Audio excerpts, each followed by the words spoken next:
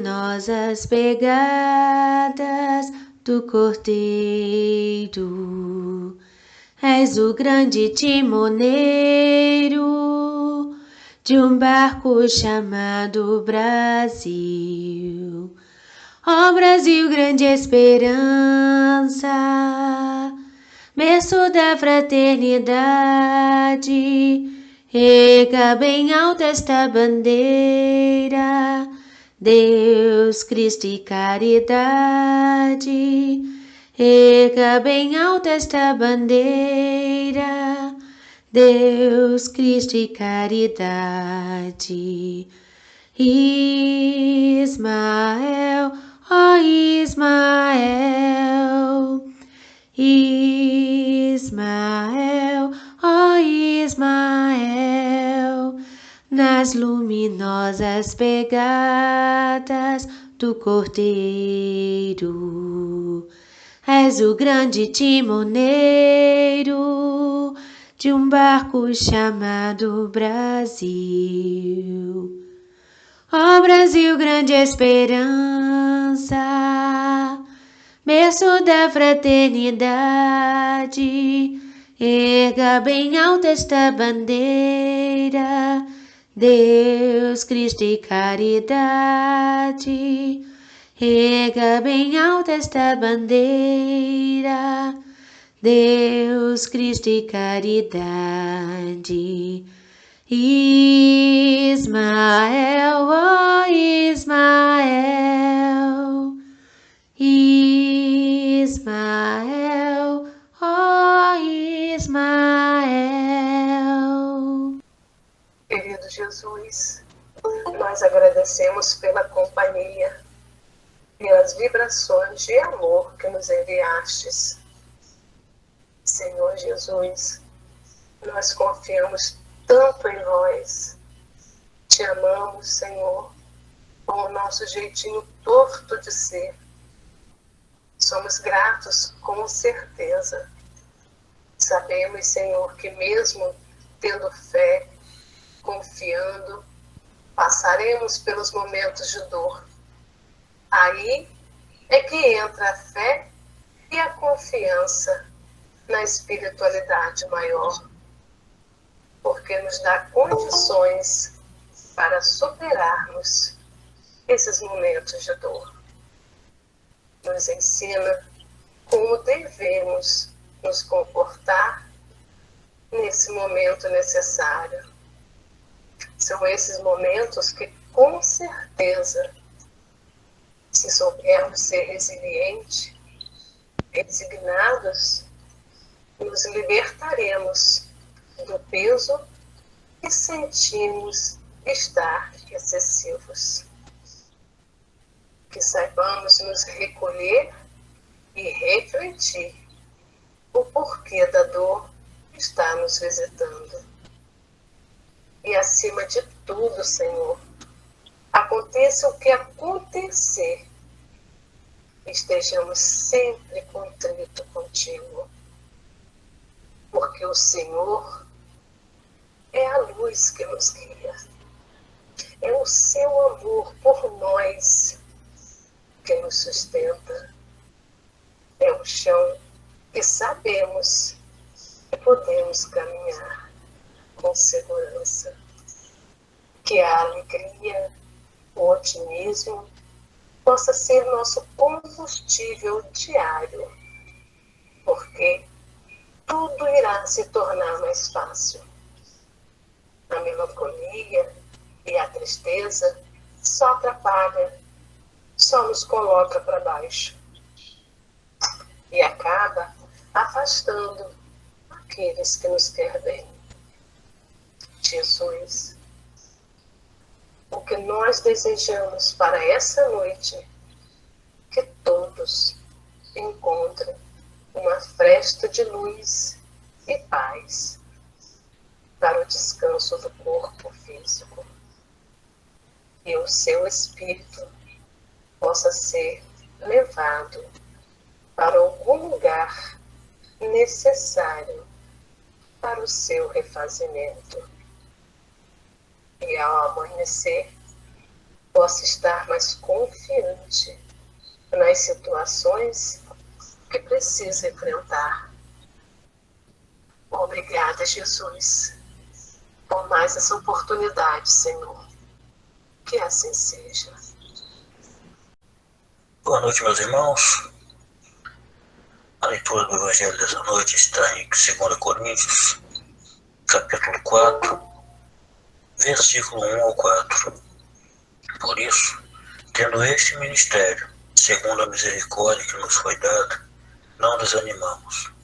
Pelo contrário, rejeitamos as coisas ocultas que trazem vergonha, não agindo com astúcia, nem adulterando a palavra de Deus. E assim, pela manifestação da verdade, nós recomendamos a consciência de todos na presença de Deus. Mas se o nosso Evangelho ainda está encoberto, é para os que se perdem que ele está encoberto, nos quais os deuses desse mundo cegou o entendimento dos descrentes, para que não lhes resplandeça a luz do Evangelho da glória de Cristo, o qual é a imagem de Deus. Que assim seja. Muito lindo o versículo dessa noite, né? Deus, pela sua misericórdia, nos enviou, né, o Evangelho do Senhor. Que a gente seja persistente, né, no caminho do Cristo, no caminho da lei, né, seguindo os mandamentos, seguindo a lei divina. Porque quando a gente se afasta, né, nada fica bom na nossa vida, né? É que a gente renuncie, como ele disse, né, aos procedimentos secretos e vergonhosos, né, contrários à palavra de Deus, contrários à lei divina, né? E assim, né, se seguirmos corretamente, o Evangelho vai estar aberto à nossa frente, nos guiando, né, nos fortalecendo a cada dia, né, para que possamos nos transformar. Então, como eu falei, nós estamos, né, dando continuidade àquele capítulo 28 do Evangelho segundo o Espiritismo, que é a coletânea de preces espíritas. E nós, né, como já foi visto anteriormente, né, a prece é um ato, né, de aproximação de Deus, é um ato de adoração, é uma forma de estarmos, né, ligados ao Pai, né? Para, né, estarmos fazendo as nossas preces, não precisa de uma profusão de palavras, nem palavras rebuscadas. Nós precisamos estar com o coração limpo, né? Sintonizados, né, com o nosso Pai maior, né? Não ficar falando da boca para fora, não precisa de excesso de palavras. Mas, desse capítulo, né, ele nos deu, o Kardec nos dá uma coletânea de preces que poderemos estar recorrendo em determinados momentos. E essas preces, essa coletânea, ela foi dividida em 5 partes, né? As preces gerais, que já foram estudadas, as preces por aquele mesmo que ora. Nós estamos vendo a prece pelos vivos, né? A nossa irmã Alcineia começou semana passada e hoje eu vou estar dando prosseguimento, né? E com o propósito de chamar a atenção, né, no início de cada prece, ele faz um prefácio, né, que é uma instrução preliminar para que possamos estar entendendo aquela prece. Então, olha, marquei e já tirei, só um minutinho. Nós, então, vamos estar no item 50, calma aí. No item 50, né, pelos inimigos do Espiritismo. E essa prece começa com uma passagem, 2 passagens do Evangelho de Mateus. A primeira está no Evangelho de Mateus, capítulo 5, versículos 6 e de 10 a 12. Ele fala: bem-aventurados os famintos de justiça, porque serão saciados. Bem-aventurados que sofrem perseguição por amor da justiça, porque deles é o reino dos céus. Ditosos sereis quando os homens vos carregarem de maldições, vos perseguirem e falsamente dizerem contra vós toda espécie de mal por minha causa. Rejubilai-vos então, porque grande recompensa vos está reservada nos céus, pois assim perseguiram eles os profetas enviados antes de vós. Então, né, aqui ele nos fala sobre a justiça, né, que nesse caso aqui é a atitude do cristão, é a atitude justa, né, e reta do homem para com Deus, né? O justo sofre perseguição, né, porque os outros às vezes não compreendem, porque as ideias novas às vezes trazidas, né, não encontram espaço dentro do coração dos outros, às vezes não por maldade, mas tem muitos que acham que cada um tem que seguir a sua forma de falar, né, com o Pai, né? E o homem, por exemplo, pouco espiritualizado, ele compara a sua espiritualidade, né, com a dos outros, fica fazendo comparações. Então, aqui, no sentido de querer a justiça de Deus, né? Não temais os que matam o corpo, mas que não podem matar a alma. Temei antes aquele que pode perder alma e corpo no inferno. Mateus capítulo 10, versículo 18. Não temais os que matam o corpo, né? Então, no caso, o que eu botei aqui? Que não devemos temer, né? Que nosso Jesus está sempre conosco em todos os momentos, tanto os momentos bons como nos momentos ruins. E não devemos temer, né? Se tivermos que ter a morte do corpo, nosso espírito é eterno. O que não pode é perdermos a nossa alma, né? Perdermos a alma e o corpo, né? No inferno, como ele nos diz aqui, né? Fora da justiça do Pai. E no prefácio ele nos diz: de todas as liberdades, a mais inviolável é a de pensar, que abrange a de consciência. Lançar alguém anátema, quer dizer, maldição, sobre os que não pensam como ele, é reclamar para si essa liberdade e negá-la aos outros. É violar o primeiro mandamento de Jesus, que é a caridade, o amor ao próximo. Perseguir os outros por motivos de suas crenças é atentar contra o mais sagrado direito que tem todo homem, o de crer no que lhe convém e de adorar a Deus como entenda. Constranger os atos exteriores semelhantes aos nossos é mostrarmos que damos mais valor à forma do que ao fundo, mais às aparências do que à convicção. Nunca a abjuração, que no caso é a renúncia forçada, deu a quem quer que fosse a fé. Apenas pode fazer hipócritas. Então, nós não podemos exigir que o outro pense como nós. Nós sabemos que cada um adora a Deus de acordo com aquele que lhe fale mais o coração. Existem várias religiões e cada uma se adequa melhor naquela que lhe faz melhor. O importante é fazer a transformação moral do homem, é que ele seja, né, se torne uma pessoa melhor. Então, não podemos exigir de ninguém que pense como nós, que haja como nós, que siga, né, o nosso jeito de pensar, de agir, né? Então, nós vamos ver aqui, né, como que os cristãos foram perseguidos, o espiritismo, toda ideia nova, né, que chega, ela é perseguida. Por quê? Porque exigem mudanças, e as mudanças mexem com as pessoas, né? Tira daquela zona de conforto, e às vezes, né, as pessoas não estão preparadas, elas, por não entender, né, quer que o outro haja conforme, né, ela pensa que é o certo, e isso não existe, né, não é real. E ele diz aqui, a abjuração é renúncia forçada. Não adianta, né, obrigar ninguém a seguir uma coisa de que a pessoa não acredita, né, porque aquilo não vai encontrar acalanto no seu coração, né, vai ser uma hipocrisia, né, fazer de conta que está acreditando ou que está agindo de uma determinada forma para agradar o outro, mas aquilo não é real, não é isso que Deus espera de nós, mas que a gente entre em contato com Ele de um coração puro, né, de um coração humilde, né, de paz. Aí, continuando, é um abuso de força material, que não prova a verdade. A verdade é senhora de si. Convence e não persegue, porque não precisa perseguir. Então, a verdade, ela não precisa perseguir ninguém, né? A verdade, ela por si mesma, ela se mostra. O espiritismo é uma opinião, uma crença.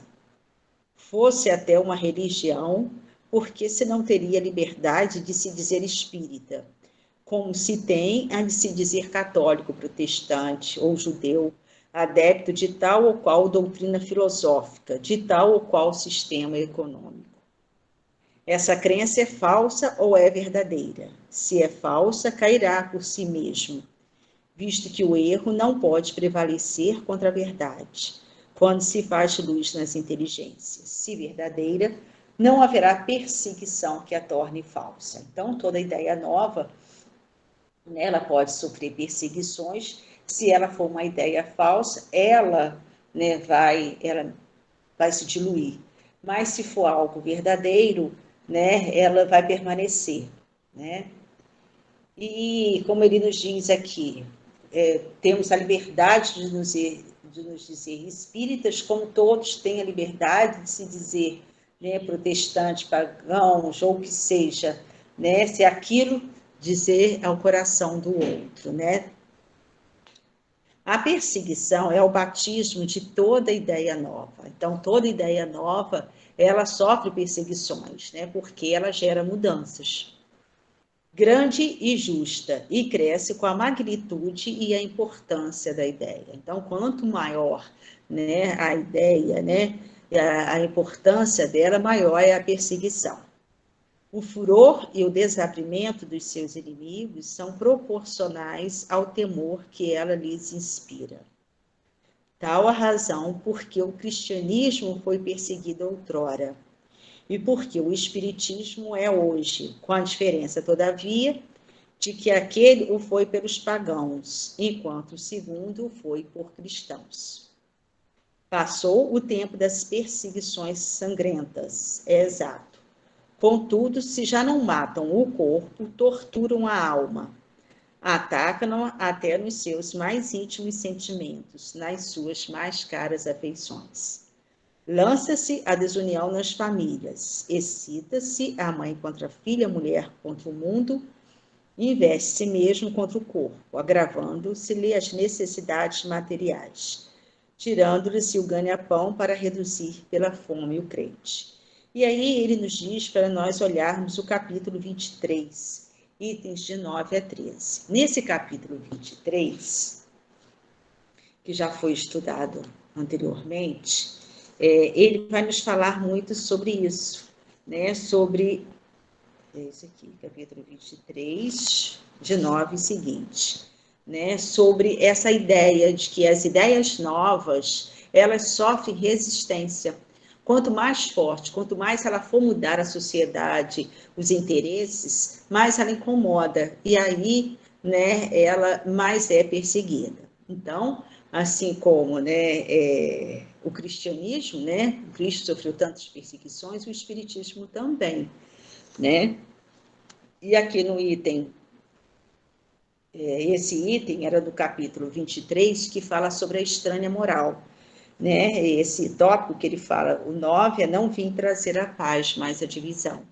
E no item 12 ele diz que toda ideia nova forçosamente encontra oposição, e nenhuma há que se implante sem lutas. Então, ela vai ter que, né, vai encontrar resistências e vai ter que lutar para que ela continue, para que ela prevaleça. Nesses casos, a resistência é sempre proporcional à importância dos resultados previsíveis. Porque quanto maior ela é, tanto mais numerosos são os interesses que ferem. Então, quanto maior mudança, tanto mais ela vai ferir os interesses, mais perseguição ela terá.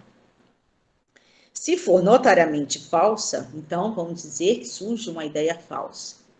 Se a julgarem isenta de consequências, ninguém se alarma, ninguém vai se preocupar com essa ideia, porque ela mesma vai, né, morrer com o tempo. deixam-na todos passar, certo de que lhe falta vitalidade. Se, porém, é verdadeira, se assenta em sólida base, se lhe prevê em futuro, um secreto pressentimento adverte os seus antagonistas de que constitui um perigo para eles e para a ordem de coisas em cuja manutenção se empenham. Atiram-se, então, contra ela e contra os seus adeptos. Então, né, nós vamos ver o quanto o catolicismo, né, incomodou quando Cristo aqui veio. Né? Nesse capítulo, né, da Estranha Moral, fala muito sobre isso, né, sobre como, né, Jesus, com as suas ideias, né, que acabaria com os abusos, né, de que viviam os fariseus, os escribas e os sacerdotes do seu tempo. As suas ideias dariam fim, né, a esses abusos. E o que resolveram? Né? Achando que a ideia trazida pelo Cristo era uma ideia, né, que não resistiria, né, que se matasse o Cristo, a ideia morreria. E não foi nada disso. Né? O Cristo está mais vivo do que nunca. Então ele fala, o catolicismo, Cristo, né, porém, sobreviveu, porque era verdadeira, engrandeceu-se porque correspondia aos desígnios de Deus. Né? E aí nós vamos ver, né, que o cristianismo, né, ele teve várias lutas, né, e ele se espalhou. Mas nós vamos ver que, posteriormente, né, os adeptos da nova doutrina do cristianismo, eles se perderam um pouco, né? Eles acabaram esquecendo as interpretações, as leis trazidas pelos cristos, se dividiram em várias seitas e começaram as brigas, né? As perseguições àqueles que pensavam diferentes uns dos outros, né? Aí ele diz, infelizmente, os adeptos da nova doutrina não se entenderam quanto à interpretação das palavras do mestre, veladas mais das vezes pela alegoria e pelas figuras de linguagem. Daí o nascerem, sem demora, numerosas seitas, pretendendo todas possuir exclusivamente a verdade.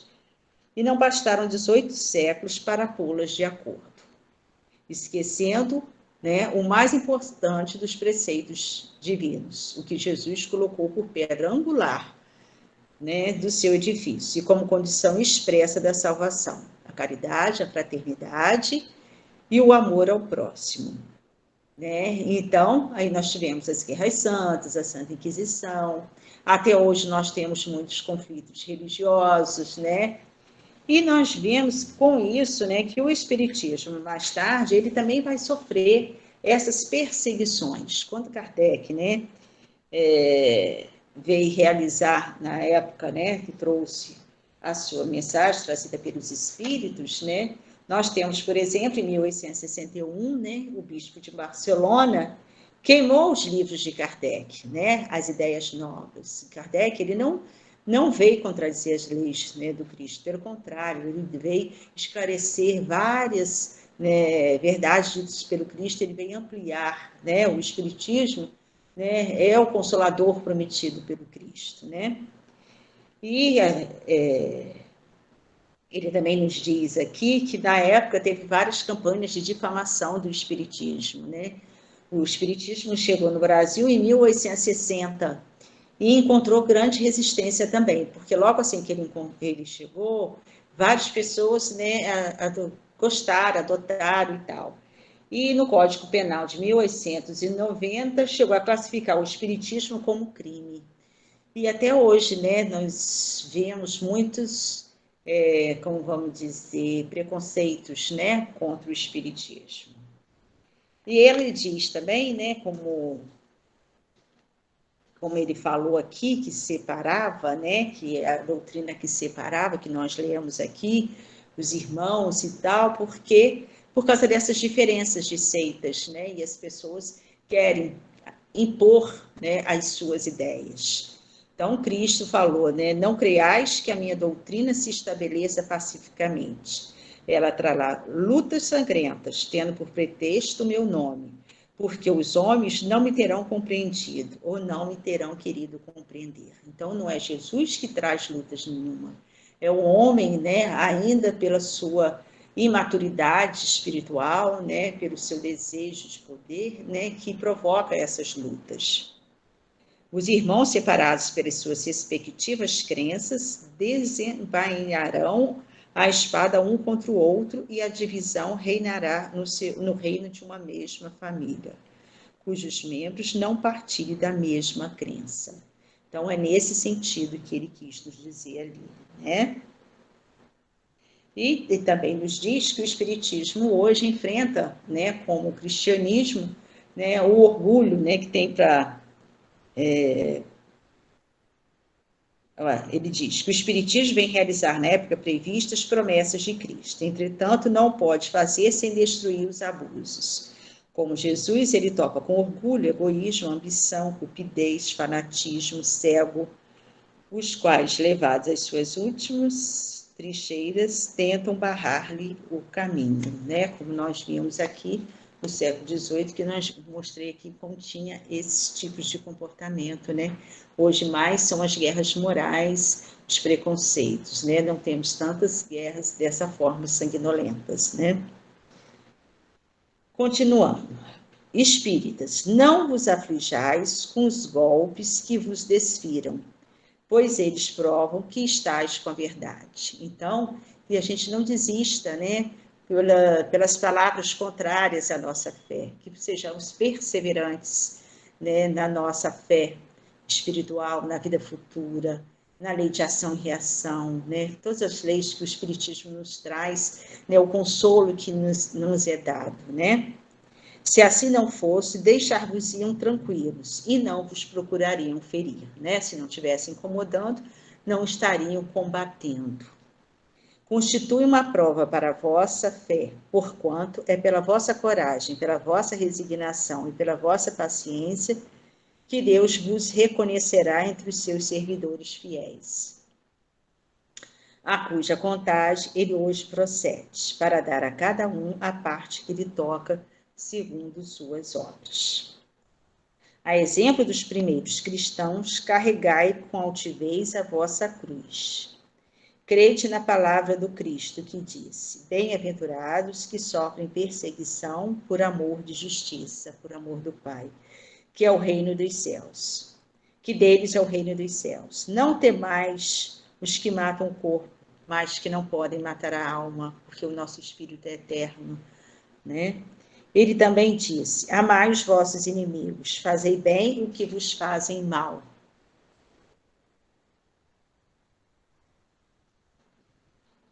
Eu vi aqui, deixa eu só terminar isso aqui que eu respondo aqui a Ed. Ele também disse: amai os vossos inimigos, fazei bem ao que vos fazem mal, e orai pelos que vos perseguem. Mostrai que sois seus verdadeiros discípulos e que a vossa doutrina é boa, fazendo o que ele disse e fez. Então, dá licença aqui que eu vou olhar o que a Edna falou aqui. Gente, só um minutinho. Será porque até hoje muitos ainda desconhecem a essência do Espiritismo enquanto doutrina, né? Então, muitos desconhecem, mas também não procuram conhecer, né? Antes de atacar, de perseguir, seria bom que a conhecessem, né? Para que possam perder o preconceito, para que possam realmente, né, conhecer e ver o quão consoladora ela é, né? Então, ela não se pode falar daquilo que não se conhece, né? Então, pela ignorância, né, muitos às vezes atacam mesmo o Espiritismo. Preconceito, sim, muito preconceito, né? Até porque, né, o Espiritismo se baseia, né, nas vozes dos espíritos, nas mensagens espirituais que os espíritos que aqui viveram, né, e que já evoluíram mais, e, né, dos mortos, que trazem para nós essas mensagens consoladoras, essas mensagens, né, que nos ajudam na nossa vida. Então, existe muito preconceito ainda, muita ignorância, né? A perseguição pouco durará. Aguardai com paciência o romper da aurora, pois que já rutila no horizonte a estrela d'alva. Aí ele fala que a gente dá uma olhadinha no capítulo 24, nos itens 13 e seguintes. Deixa eu dar uma olhadinha aqui. Né? capítulo 24, é o capítulo que fala sobre a candeia debaixo do alqueire, e que ele vai falar sobre a coragem da fé, né? Que não desanimemos antes das perseguições sofridas, mas que a gente possa, né, persistir, né? Ele diz que o verdadeiro discípulo da verdade é aquele que procura viver conforme os ensinamentos de Jesus e não tem medo de dar o testemunho da sua fé diante dos homens, por meio de palavras e, sobretudo, de ações, né? De atitudes. Aqueles que têm por interesse, né, tiverem medo de se confessarem discípulos da verdade, não são dignos do reino, né, de Deus. E aqui nesse capítulo, no item 15, ele nos diz: aqueles que se houverem arreceado de se confessarem discípulos da verdade, não são dignos de se verem admitidos no reino da verdade. Então, aqueles que recuarem, que se esconderem, né, que negarem Cristo, perderão as vantagens da fé que alimentem, porque se trata de uma fé egoísta, que eles guardam para si, ocultando-a para que não lhes traga prejuízo neste mundo.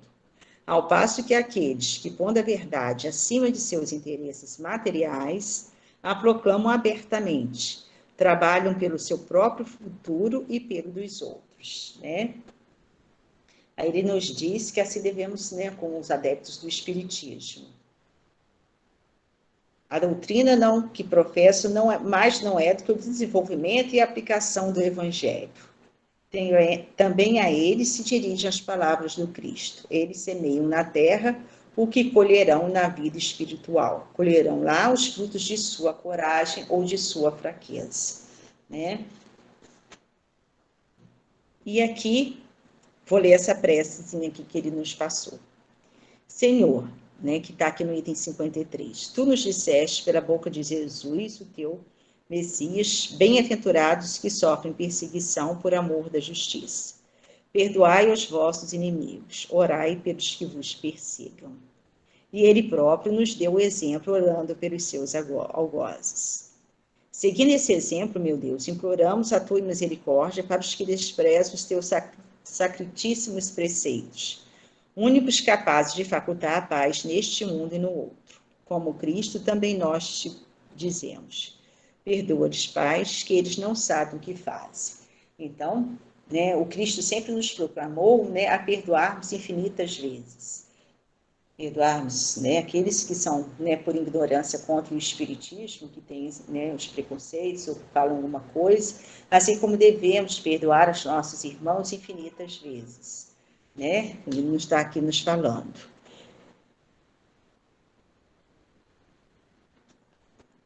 Dá-nos força para suportar com paciência e resignação, como provas para a nossa fé e a nossa humildade, seus escárnios, injúrias, calúnias e perseguições, isento-nos de toda ideia de represálias, visto que para nós soará a luz de tua justiça, ora que esperamos submissa a tua vontade santa.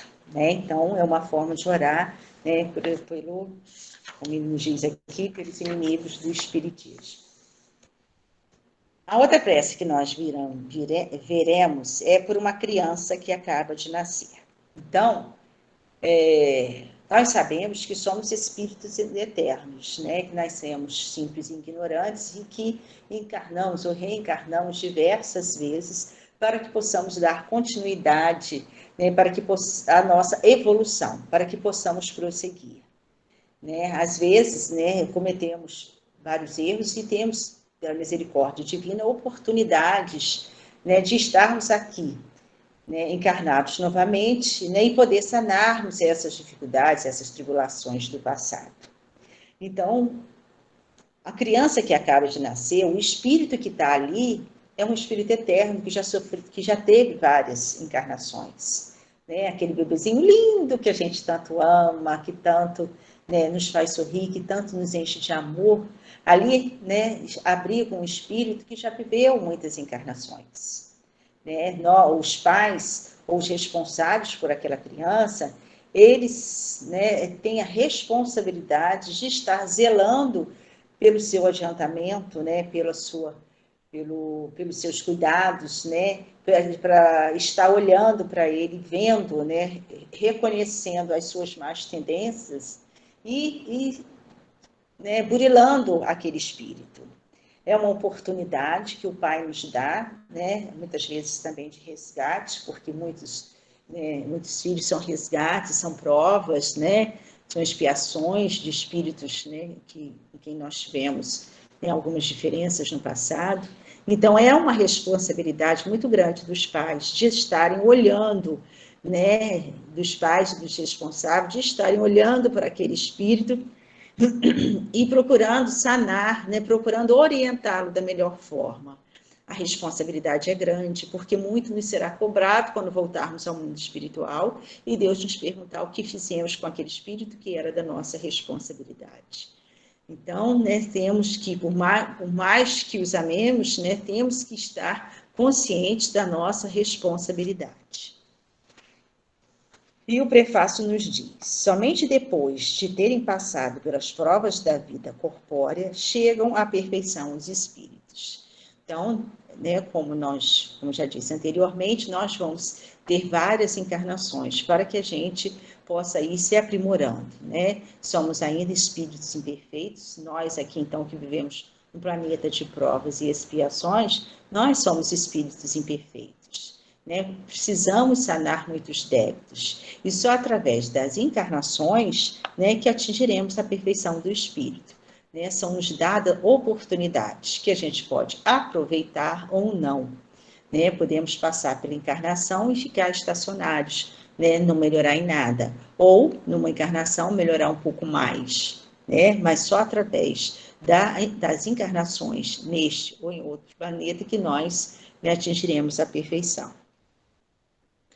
Os que se encontram na erraticidade aguardam que Deus lhe permita volver a uma existência que lhes proporcione meios de progredir, quer pela expiação de suas faltas passadas, mediante as vicissitudes a que fiquem sujeitos, quer desempenhando uma missão proveitosa para a humanidade, né? Então, quer sanando, né, suas dívidas, suas, né, tribulações passadas, seus erros cometidos anteriormente, ou em missão, né? O seu adiantamento e a sua felicidade futura serão proporcionados à maneira por que empreguem o tempo que acham de estar na Terra. O encargo de lhes guiar os primeiros passos e o de os encaminhar para o bem cabe a seus pais, que responderão perante Deus pelo desempenho que derem a este mandato. Para lhes facilitar, foi que Deus fez do amor paterno e do amor filial uma lei da natureza, lei que jamais se transgride impunemente, né? Os pais serão responsabilizados, né, por esses, né, por aquilo que não, né, que poderia ter feito e não fez. E aí ele nos diz aqui uma prece para ser dita pelos pais. Né, primeiro, né, agradecendo, né, dando as boas-vindas àquele espírito, né, que ali está agora, né, ser bem-vindo, ser bendito, né, ó Deus onipotente, que nolo mandaste. É um depósito que nos foi confiado e do qual teremos um dia de prestar contas, né, é um empréstimo, né, que Deus nos deu, né, que recebemos, mas que teremos depois que prestar contas dos nossos atos. Se ele pertence à nova geração de espíritos bons que hão de povoar a terra, obrigado, meu Deus, por essa graça. Se é uma alma imperfeita, corre-nos o dever de ajudá-la a progredir na senda do bem, pelos nossos conselhos e bons exemplos. Só um minutinho. Se cair no mal, por culpa nossa, né, por nossa negligência às vezes, né, responderemos por isso, visto que então teremos falido em nossa missão junto dele. Senhor, ampara-nos em nossa tarefa e dá-nos a força e a vontade de cumpri-la. Se este filho nos vem como provação para os nossos espíritos, faça-se a tua vontade. bons espíritos que presidistes ao seu nascimento e que tendes de acompanhá-lo no curso de sua existência. Não o abandoneis. Afastai dele os maus espíritos que tentam orientá-lo para o mal. Dai-lhe forças para lhe resistir às sugestões e coragem para sofrer com paciência e resignação as provas que o esperam na terra. Então, Deus, né, na sua infinita misericórdia, nós não retornamos à terra sós. Né? Nós temos junto de nós, todos nós, né, amigos espirituais, o nosso anjo da guarda, o nosso anjo guardião, né, aqueles que têm mais simpatias para conosco, para que possam estar nos auxiliando nessa encarnação, para que possamos, né, nos intuir para o bem, nos acompanhar, né? Podemos pedir a Ele forças, né, para nos ajudar, né, nos momentos difíceis, né, para que Ele nunca para tirar as nossas provas, porque as nossas provas são necessárias para o nosso adiantamento. Nós podemos pedir força, pedir resignação, pedir que eles estejam junto de nós, né, que não nos sintamos sozinhos nem abandonados. E eles estão junto de nós, mas quando, pelo nosso livre-arbítrio, né, escolhemos outro caminho, que não o caminho do bem, né, eles temporariamente eles se afastam de nós. Quando, né, porque ele fala aqui, quando afastai os maus espíritos que tentam orientá-lo para o mal. Mas os maus espíritos, eles se aproximam quando sintonizamos com eles, quando, né, demos brechas para que eles penetrem nos nossos pensamentos, porque a gente também tem ainda aqueles pensamentos, né? Então, nosso anjo guardião, nossos amigos protetores, eles não nos abandonam, eles estão nos olhando, mas ele vai nos esperar, né, para que a gente possa estar retornando, se arrepender e então retornar. Aí ele nos diz para nós estarmos olhando o capítulo 14, o item 9. Esse capítulo 14, o item 9, né, esse capítulo 14 é honrai a vosso pai e a vossa mãe, o nome do capítulo. E é uma mensagem de Santo Agostinho, que vai falar sobre a ingratidão dos filhos e os laços de família. Então, inicialmente, Santo Agostinho vai nos fazer entender sobre essa missão dos pais. Compreendei que quando produzis um corpo, a alma que nele encarna vem do espaço para progredir. Interai-vos dos vossos deveres e ponde todo o vosso amor em aproximar de Deus essa alma. Tal a missão que vos está confiada e cuja recompensa recebereis se fielmente a cumprirdes. Então, essa alma, né, esse espírito que ali abriga, né, o nosso filho, ele está aqui para progredir, né, e nós somos responsáveis para estar lhe ajudando nesse processo, para aproximá-lo do Pai, mostrar desde cedo o Evangelho, né, a melhor forma de estar agindo, né, de estar vendo suas más tendências e eliminá-las, né, tentar eliminá-las. Os vossos cuidados e a educação que lhe dareis auxiliarão o seu aperfeiçoamento e o seu bem-estar futuro. Lembrai-vos que cada pai e cada mãe perguntará a Deus, que fizeste ao filho confiado à vossa guarda? Se por culpa vossa ele se conservou atrasado, tereis como castigo vê-lo entre os espíritos sofredores. Entre os espíritos sofredores, quando de vós dependia que fosse ditoso. Então, né, se vemos que aquele espírito está sofrendo, né, ficaremos tristes de ver, né, principalmente se for por culpa, né, por negligência, por omissão. Né, poderíamos ter feito mais e não fizemos, né? Isso aí. Aí ele diz: então, vós mesmos, assediados de remorso, pedirei-vos seja concedido reparar a vossa falta. Solicitarei para vós e para ele outra encarnação, em que o cerqueis de melhores cuidados, e em que ele, cheio de reconhecimento, vos se atribuirá com seu amor. Então, ele diz que muitas das vezes possa acontecer, né?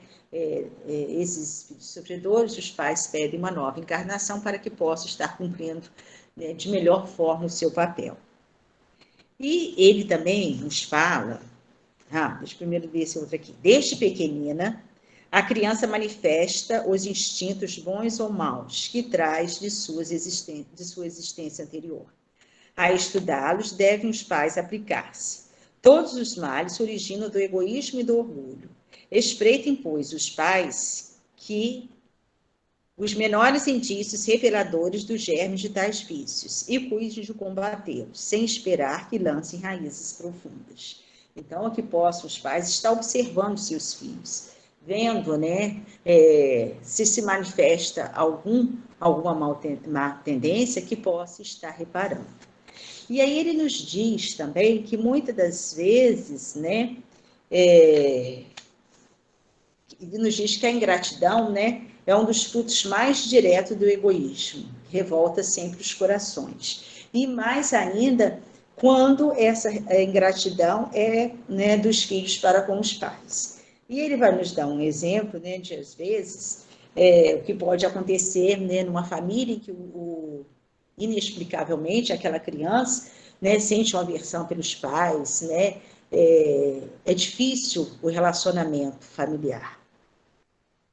Aí ele diz que muitas das vezes, por exemplo, às vezes o espírito, né, já aquele espírito que ali habita, ele já viveu anteriormente, né, com aqueles outros.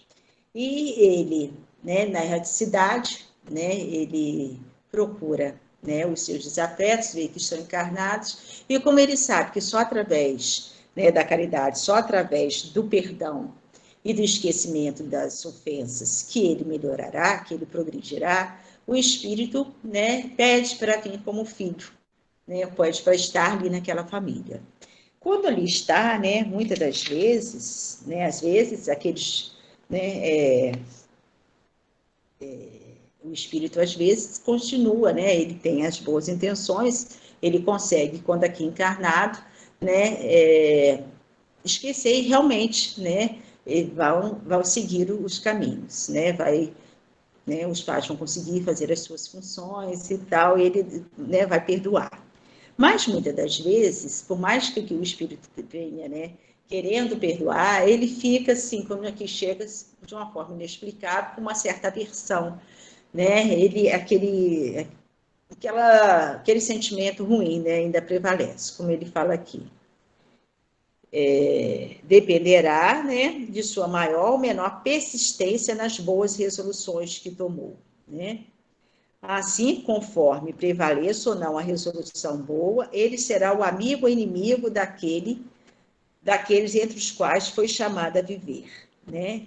É como se explicam esses ódios, essas expulsões, né, instintivas, né, que se notam de parte de certas crianças e que parecem injustificáveis, né, não nessa encarnação, mas, né, não sabe por que a criança é daquela forma agressiva, mas muitas das vezes pode ser isso. E ele nos diz, então, nesses, né, se tiver esse problema, ele fala, não escorraceis, pois, a criancinha que repele sua mãe, nem a que vos paga com a ingratidão. Não foi o acaso que a fez assim, e que vô-la deu. Imperfeita intuição do passado se revela, da qual podeis deduzir que um ou outro já odiou muito, ou foi muito ofendido, que um ou outro veio para perdoar ou para espiar. Aí ele fala, mães, abraçai o filhinho que vos dá desgosto, e dizei convosco mesmas, um de nós dois é o culpado. Então, né, não nos esquecer, podemos nos esquecer que esses aí são espíritos, né, que já viveram outras vidas, né, que já têm comprometimentos. Então, com o imenso amor que podemos ter, nós temos que estar olhando, né, suas más tendências, verificando o que é aquilo que a gente pode estar fazendo, né? Somos responsáveis por zelar por eles, né?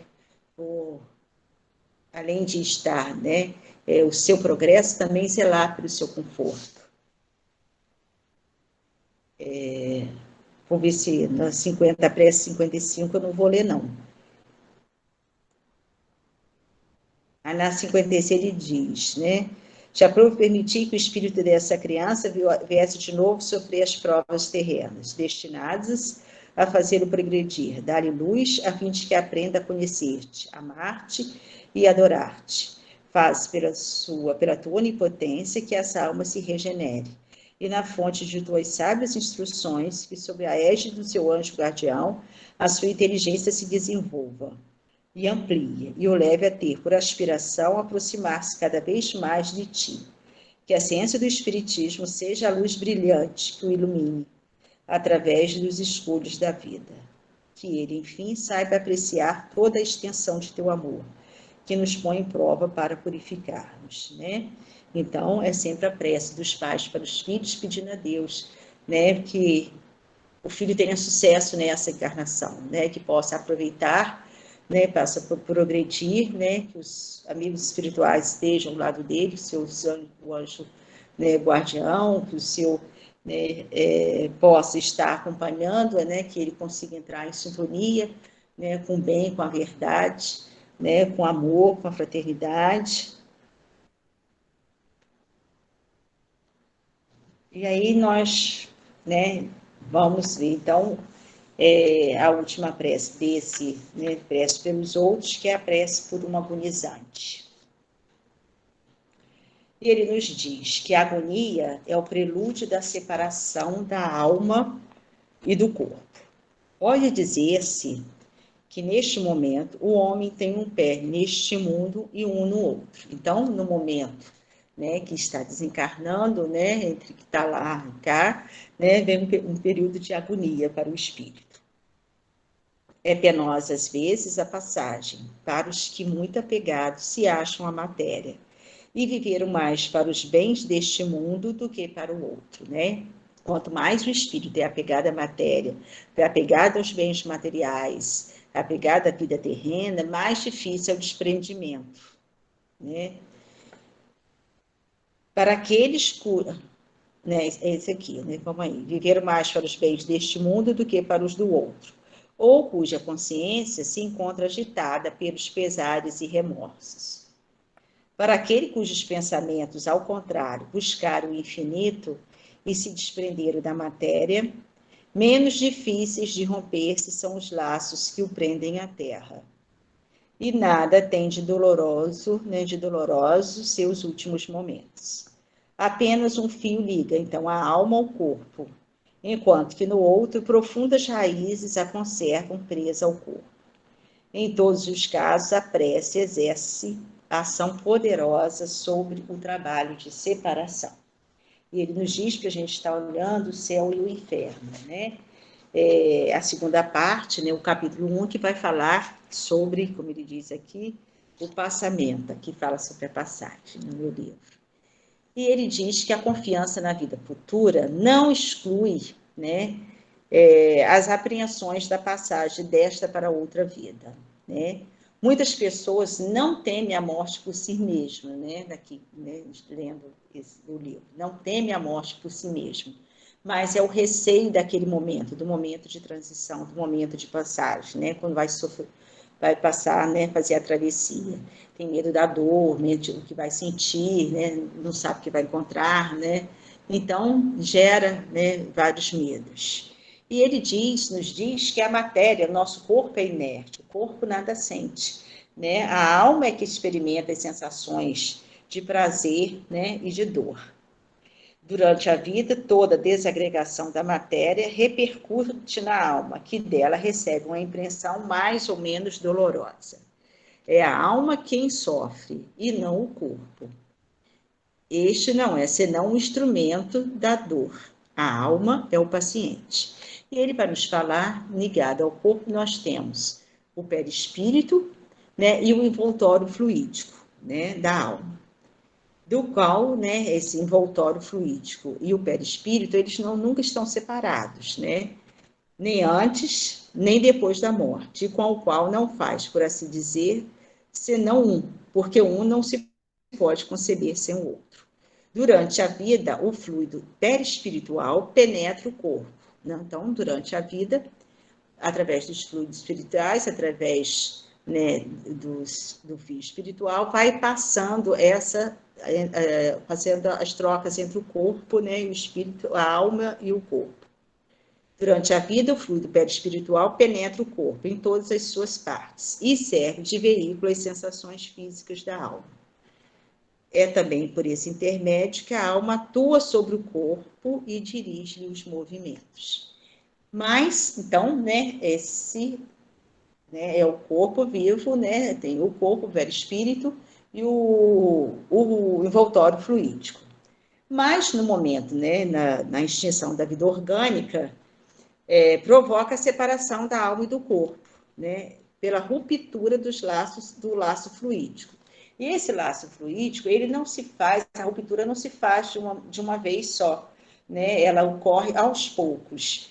E pode demorar mais ou pode demorar menos, depende de como o espírito, né, a alma, está mais ou menos ligada à vida material.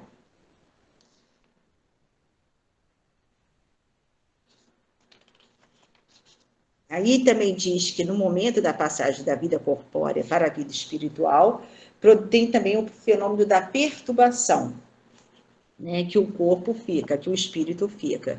Nesse momento, a alma sente um entorpecimento que paralisa momentaneamente as suas faculdades e neutraliza, pelo menos em parte, as sensações. Está, por assim dizer, cataleptizada. Mas ele diz que essa perturbação, ela pode demorar muito, né? E às vezes não. À medida que ela se dissipa, a alma está na situação do homem que sai de um sono profundo. As ideias estão confusas, vagas e incertas. Vê-se como através do nevoeiro, pouco a pouco, a visão se ilumina. Né? Aí ele diz que o estado moral da alma é a causa principal que influi sobre maior ou menor facilidade do desligamento. Então, né, vemos como é importante, né, a evolução moral, o progresso moral do homem, né? Nesse momento, o que vai influir, né, ele diz que é o estado moral da alma, que vai, então, influenciar sobre a maior ou menor facilidade do desligamento. A afinidade entre o corpo e o perispírito está em razão do apego do espírito à matéria. Está em seu máximo no homem cujas preocupações todas se concentram na vida e nos gozos materiais. Ela é quase nula naquele cuja alma depurada está identificada por antecipação com a vida espiritual. Então, né, quanto mais presa à vida material, né, mais tem esses ligamentos fortes. E ele diz, resumindo, né, o espírito sofre tanto mais quanto o desligamento do corpo seja mais lento. Então, quanto mais lento for esse desligamento, mais o espírito vai sofrer. E esse desligamento vai ser mais lento à medida que o espírito quer se prender, né, à vida, né, terrena, não se liberta. A prontidão do desligamento está em razão do grau do adiantamento do espírito. Para o espírito desmaterializado, cuja consciência é pura, a morte é um sono de alguns instantes, isenta de todo sofrimento, cujo despertar é cheio de suavidade. E aí, né, aqui, nessa parte, ele nos diz como que nós poderíamos estar, né, auxiliando o agonizante no momento da sua passagem. Né, como nós sabemos, a prece é, né, milagrosa, ajuda, auxilia em todos os momentos. E, né, através da prece, podemos auxiliar, né, aos espíritos, né, aos agonizantes, né, aqueles espíritos que estão com mais dificuldade, para, né, fazer esse desligamento. E ele diz que o espiritismo, né, é o que mais esclarece, né, pela fé que nos dá, que mais esclarece sobre esses momentos. Ele diz,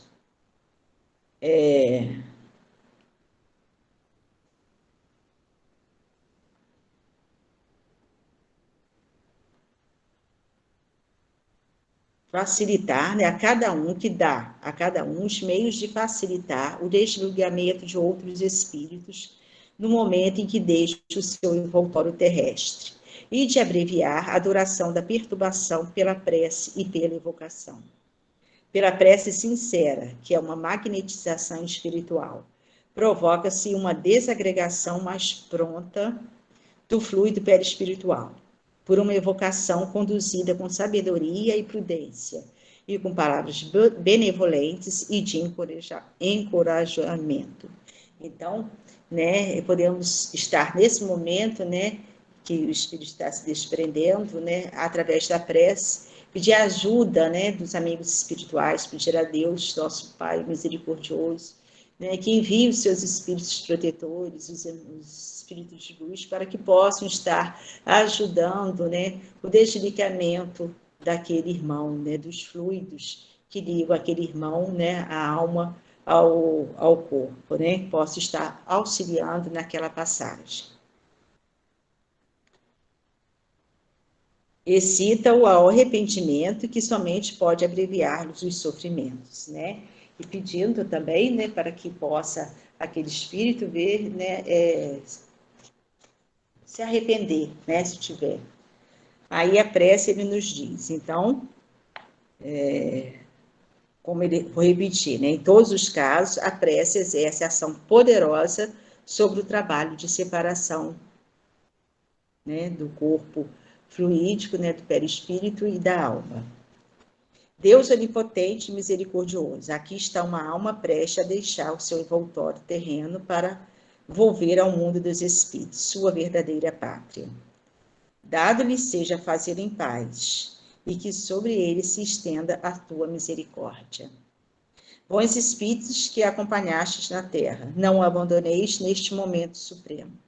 Dá-lhe forças para suportar os últimos sofrimentos, porque lhe cumpre passar neste mundo, a bem de seu progresso futuro. Inspirai-a para que consagre ao arrependimento de suas faltas os últimos clarões de inteligência que lhe reste, ou que momentaneamente lhe advenham.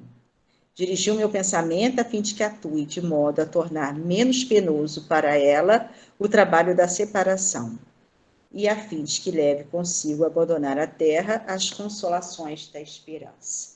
Então, né, a prece, né, como a prece é poderosa na nossa vida, né? Todos os momentos podemos nos utilizar da prece para nos conectarmos com o nosso Pai maior, para ajudarmos, né, para estarmos rezando uns pelos outros, não só por nós mesmos, para estar auxiliando, né? Que Deus, na sua infinita misericórdia, esteja junto de nós e os amigos espirituais possam, né, nos abençoar neste momento. Obrigada a todos, né? Passei um pouquinho, mas deixa eu ver se tem alguém falou alguma coisa. Alguma questão. Ah, não. Então, obrigada, irmãos. Obrigada, Zé Martins. Né? Obrigada, Ana Laura, né? A Marinês, com a prece linda e maravilhosa. Né? Obrigada, Jesus, pela oportunidade. Que assim seja. Contam que Jesus certo dia andara junto ao lago azul de Genezaré, e as multidões ele ministrava seus ensinamentos de amor e fé. Com saliva e lodo curava um cego junto ao velho tanque de Siloé. Numa tarde linda de primavera, outros mais prodígios ele fizera na cidade santa de Nazaré. Foi o bom Jesus que nos ensinou junto ao lago azul de Genezaré. Caridade, luz, bondade, amor, verdade e fé. Tanto no Tabor em Jerusalém, quanto na Betânia em Genezaré, ele foi caminho, verdade e vida, como ainda é. Tanto no Tabor em Jerusalém, quanto na Betânia em Genezaré, ele foi caminho, verdade e vida, como ainda é. Senhor Deus, nosso Pai de amor e bondade, querido irmão maior Jesus, pedimos a tua bênção e a tua proteção. É com imensa gratidão que estamos pedindo a tua bênção, porque através dela é que temos sido sustentados todos os dias. É ela que tem nos dado força, é ela que tem nos orientado nos momentos difíceis, nos momentos em que somos colocados à prova. Que possamos a cada dia, Senhor, lembrar dos vossos exemplos, dos vossos ensinamentos, para que a fé nos deixe num estado de sentimentos, nos lembrando que a paciência e a doçura nos ajuda a resolver melhor os problemas. Mas devido a tantas imperfeições que temos, Senhor, é que às vezes esses momentos se tornam difíceis. Mas que a gente não desista nunca de estarmos atentos para que nesses momentos a gente possa procurar agir com amor e com o perdão das ofensas. Ajude-nos, Senhor Jesus, e que o Senhor possa continuar visitando a todos que te pedem socorro. Te pedimos, Senhor, porque sabemos do vosso amor por nós. O Senhor sabe da luta de cada um de nós. Somos conscientes que viemos à Terra para resgatar um pouco do nosso débito. E por isso, a necessidade dos testes. Que assim seja.